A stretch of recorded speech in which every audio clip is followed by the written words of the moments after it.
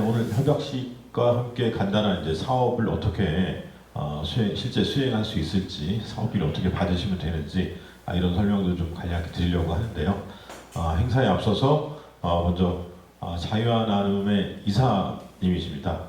그리고 한동대학교 석좌 교수님이시고 우리 길원평 교수님께서 인사 말씀부터 먼저 해주시겠습니다. 박수로 청해 듣겠습니다. 예, 반갑습니다. 또 이렇게 우리 자유와 나눔 기금 사업협약시에 오셔서 너무 감사드립니다. 사실 우리 자유와 나눔은 원래 이제 어려운 시민단체를 도와주기 위해서 만들었습니다. 그래서 저희들 주위에 보면 참 올바른 일을 하는데도 불구하고 굉장히 어려워서 경제적으로 어려워서 활발하게 하기 어려운 데가 많아서 저희들이 이제 자유와 나눔이라는 것을 만들었습니다.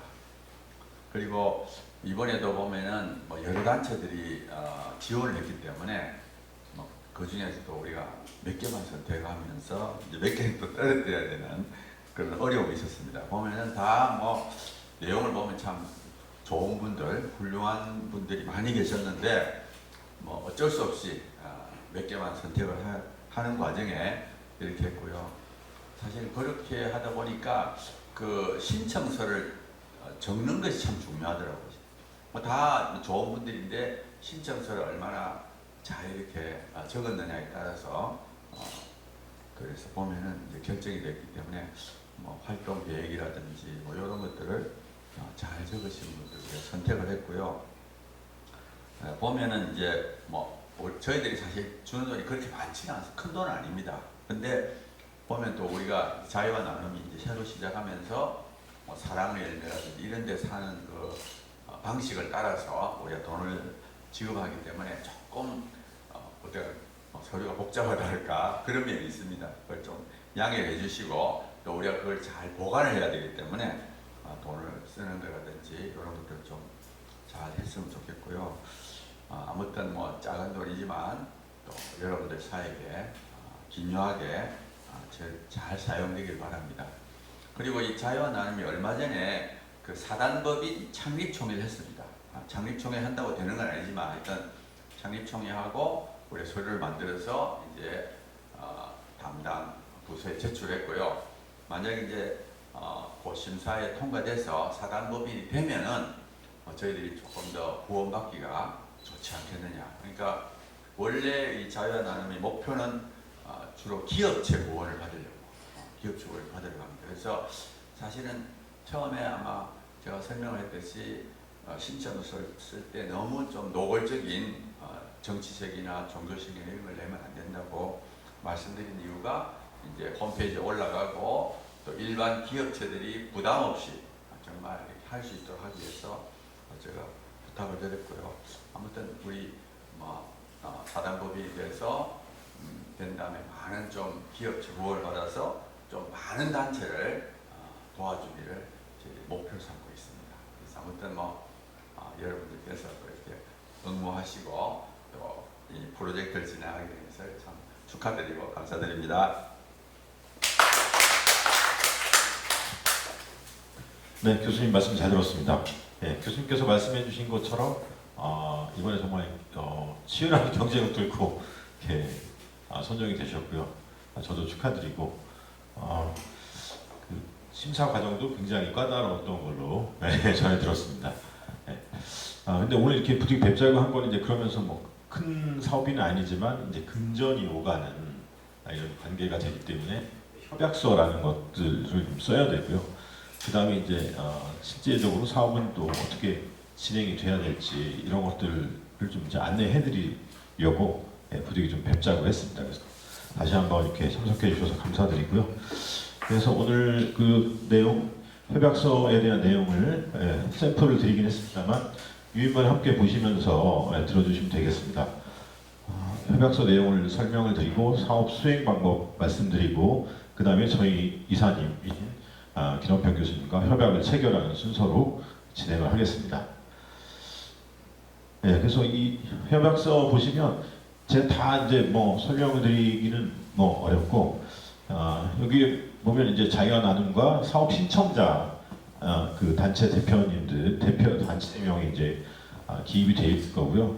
이 협약은 뭐 권리와 의무에 관한 그 사항을 이제 규정을 목적으로 한다 이런 것부터 시작해서 서로 이렇게 신의 성실의 원칙 저희도 사업이 잘 진행될 수 있도록 적극 지원해드리고 대표님들께서도 사업 이렇게 사업 계획서대로 사업의 목적을 달성하기 위해서 성실하게 사업을 수행해 주십사라는 게 사실 이제 협약의 목적입니다. 그리고 나서 이제 뭐 여기 이제 자부담 적어주신 계획이 어떻고 그 다음에 이제 여기에 또 사업명과 각각 다른 것들이 기재가 돼 있을 겁니다. 사업명, 단체명, 금액 또 신청하신 금액대로 그리고 이번에 특별히 이렇게 심사 과정에서 사업비가 삭감되거나 이런 분은 이런 팀은 안 계신 것 같더라고요. 네, 그래서 아마 전에 기재가 돼 있을 거고요. 그 다음에 이제 사업 중간에 중간 보고서로 마치시면 결과 보고서를 제출해 주셔야 된다라는 내용이 1, 2페이지까지 내용입니다. 그래서 이제 또 넘겨 보시면 그 예산을 이제 부득이 변경해야 될 경우 어떻게 해야 되느냐 이런 것들도 나와 있고요. 그건 이따가 또 예산에서 다시 한번 말씀을 드리겠습니다. 그리고 이제 협약이 뭐 하시다 보면 뭐 불가항력적인 이유가 아니고 이제 뭐 이러이러한 이유로 뭐 이렇게 사업을 못 하시게 되는 경우에는 이 협약이 해지될 수도 있다. 이렇게 사업을 원만하게 추진하실 수 없는 경우가 발생하는 경우 그런 내용들이 좀 적혀 있습니다. 그리고 이런 일은 있어서는 안 되겠지만 행여라도 법적 다툼이 발생하거나 이런 경우에는 어떻게 한다 이런 내용들이 의뢰 협약서에 이제 담기게 되어 있습니다. 예, 그렇게 하고서 이따가 이제 여기 날짜도 다 저희가 다 기재를 해놨습니다.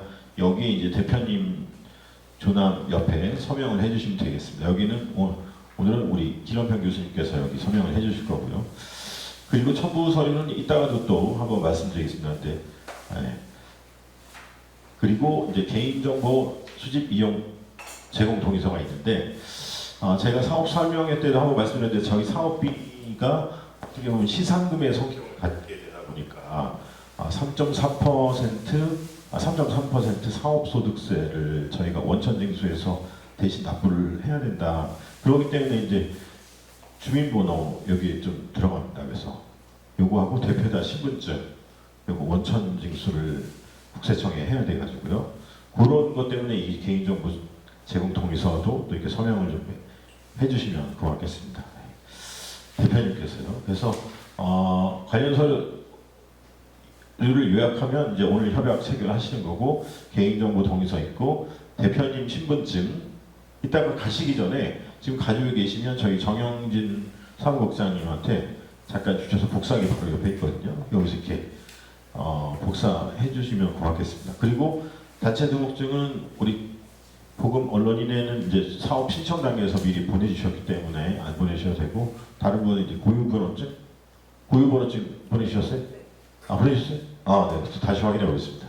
이게 있고 그 다음에 이 가장 중요한 게 이제 오늘 돌아가시면은 뭐 단체명으로 개설된 통장이 있으면 다행인데 없으면은 요걸 좀 만들어 주셔야 됩니다. 그러니까 근데 이 단체명으로 통장 받는 게 되게 번거로워요. 여러 가지 서류를 은행에 가서. 그게 정이 번거로우시면은 대표님 조감에다가 가로 열고 단체명을 써는 정도, 요 정도도 괜찮다. 근데 기존에 통장이 있다. 그럼 그거를 쓰셔도 된다는 거예요. 다만 이제 그거를 영원으로 만드는 상태에서 사업비 통장이 그 다음에 저희가 이제 사업비를 입금해 드린다는 거죠.